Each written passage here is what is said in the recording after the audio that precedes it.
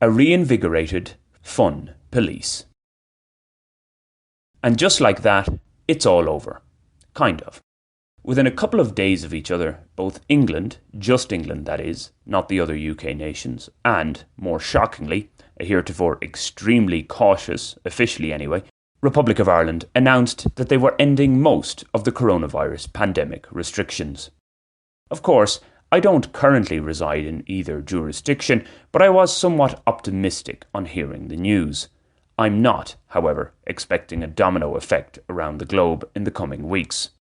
It does, nonetheless, give one hope that other nations will start to accept that we have to learn to live with COVID-19 rather than stubbornly and damagingly maintain a suppression strategy.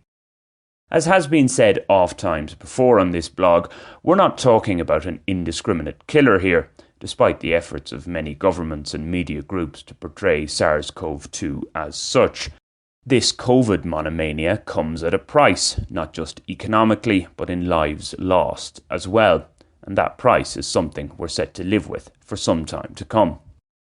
I wrote previously about the irrational fear that has been instilled in the masses over the last 2 years.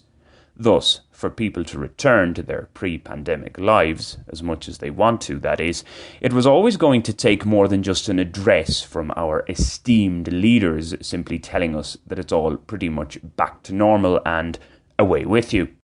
What's more, all the various rules and recommendations aimed at saving lives have empowered what one could call a citizens' army of do-gooders and virtue signallers. Well-intentioned they may be, but, as is often the case in such affairs, they are potentially doing more harm than good, and most likely to themselves than to anyone else.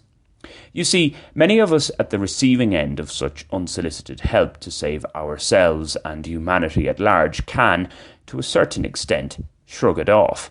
The preachers, on the other hand, are so worked up about it that it appears to consume them. In effect, they almost stop living because they become so concerned about avoiding death. Raised as an Irish Catholic, I see something quite familiar here. The top brass who issue the orders largely ignore them in their private and not so private lives, vide the number 10 Downing Street parties and Golfgate in Ireland, but the foot soldiers follow the commands with zeal.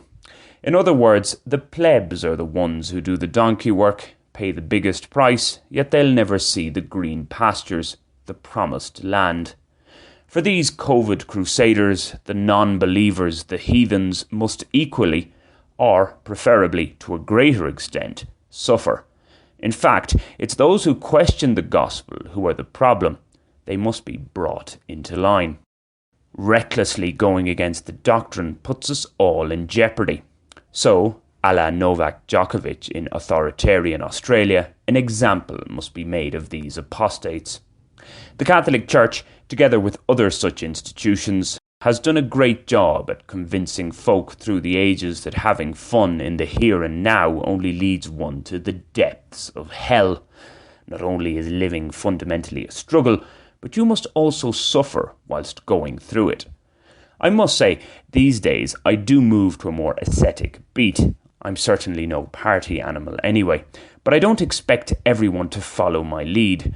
I'm happy for people to mix, mingle and live as they see fit, as long as they don't inconvenience me too much. Where religion has lost its often malignant influence, we have plenty of pernicious pretenders to step into the vacuum. This coronavirus pandemic has given such fanatical forces a shot in the arm, literally and metaphorically. The fun police have been reinvigorated.